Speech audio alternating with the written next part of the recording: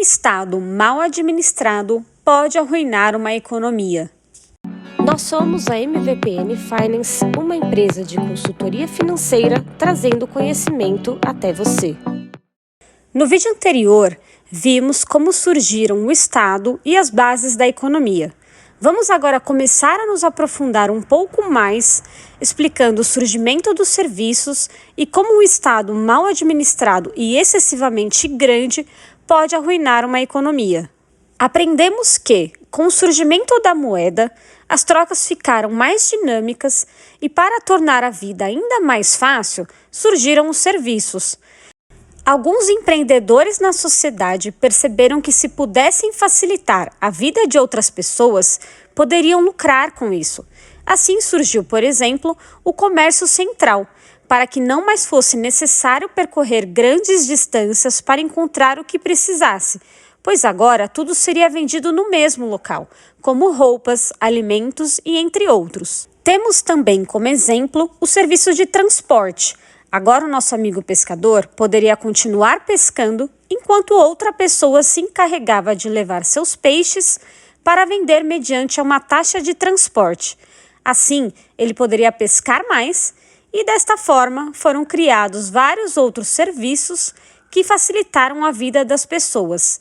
Assim, a população economizaria tempo com algumas atividades e poderia aplicar este tempo no seu trabalho, aumentando sua produção e, consequentemente, a sua renda. Com este aumento de renda, produção e empregos, a sociedade passou a se tornar mais rica e próspera. Porém, com toda esta riqueza e prosperidade, o Estado viu a oportunidade de cobrar impostos sobre todas as atividades, e não somente pela renda como fazia antes. E com o aumento da arrecadação, ele aumentou seus gastos com funcionários, contratando mais pessoas para trabalhar para o governo e também com atividades que até então ele sequer era responsável, como saúde, educação e lazer. Com isso, ele passou a gastar mais do que ganhava com os impostos recebidos.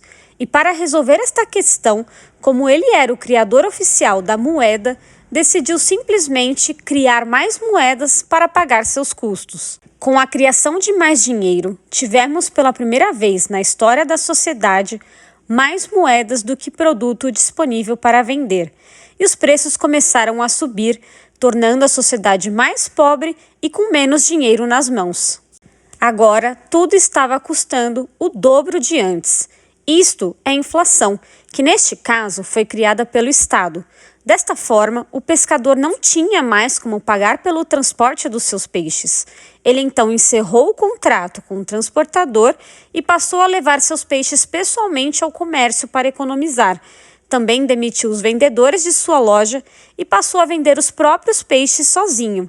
E assim, a sociedade foi se deteriorando e, consequentemente, pagando menos impostos, deixando o Estado em déficit, que é quando ele tem menos do que gasta.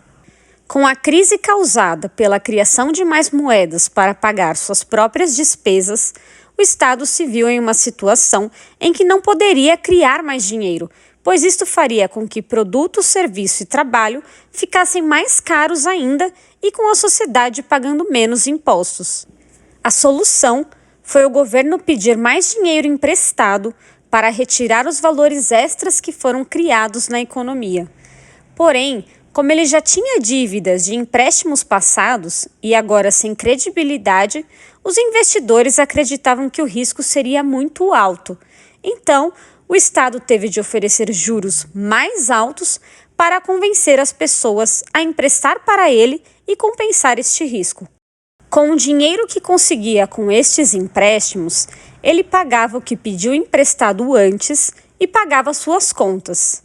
Porém, como em nenhum momento ele pensou em diminuir o número de funcionários, com o tempo passava a ficar mais arriscado emprestar para o Estado, pois a diferença entre o que ele ganhava e o que gastava era muito grande.